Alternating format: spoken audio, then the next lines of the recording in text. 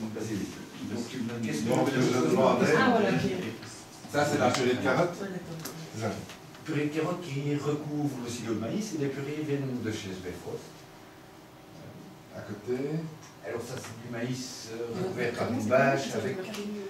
L'objectif c'est de pouvoir retirer la bâche après pour recharger avec des matières organiques. Et la bâche a comme utilité de ne pas... que le maïs n'absorbe pas les eaux de pluie et ne s'oxyde pas.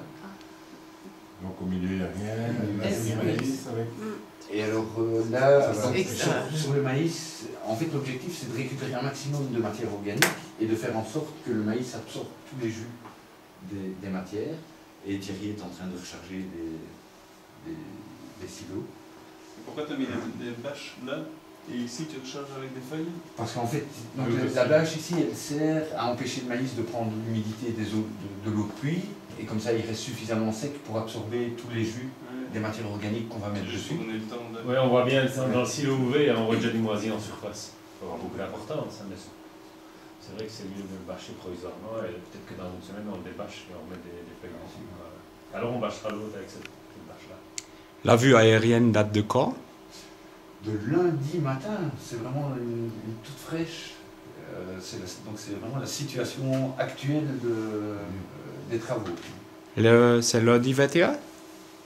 Lundi 24. Lundi 24 octobre. 23. Qui dit mieux? En tout cas, actuel. Voilà. Tu vois que le bâtiment commence aussi. Hein. On voit tous les plots de fondation du bâtiment. Donc ces deux-là sont terminés quasiment, il faut encore les Voilà, isoler.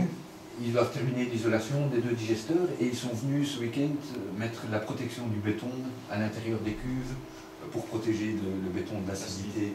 Ils sont en train de mettre les glissières pour attacher la bâche. Ah oui, ici, Oui, glissières. vraiment au-dessus, les glissières, tu sais. Et ça, ils ont fini quand? Le post-digester? On pourra faire les tests d'étanchéité ce week-end ou lundi. Donc, ça, Donc on les remplit quand ça? Ben, c'est toujours là, pour l'instant, on est toujours la deuxième semaine de janvier.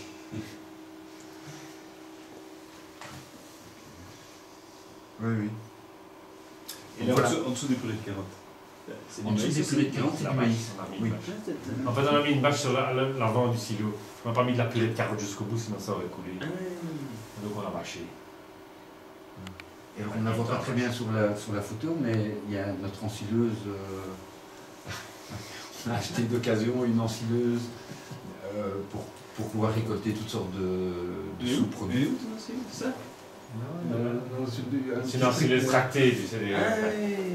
Comme Ouais. les ensileuses à herf que tu vois dans le pays de herf, là, tu les vois qui restent au milieu du champ. Ouais. Avec la bulle, il accroche. C'est une belle photo aérienne, hein. Oui. Ouais, c'est Pas disparu.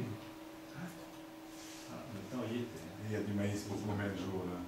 Ben, on va regarder ça, justement c'est dans l'ordre du jour, la situation des stocks. Et...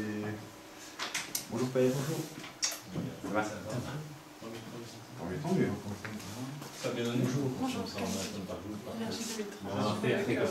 Ah, bien. Alors les années, il n'y a pas. Il y a des agriculteurs en Argentine, quand même à 40 personnes de moyenne. Bonjour. Ça fait quoi comme rendement financier? Quoi? Ça fait quoi comme rendement financier à l'hectare? C'est ça qu'il faut regarder. Vous allez bien? Ça va. Voilà,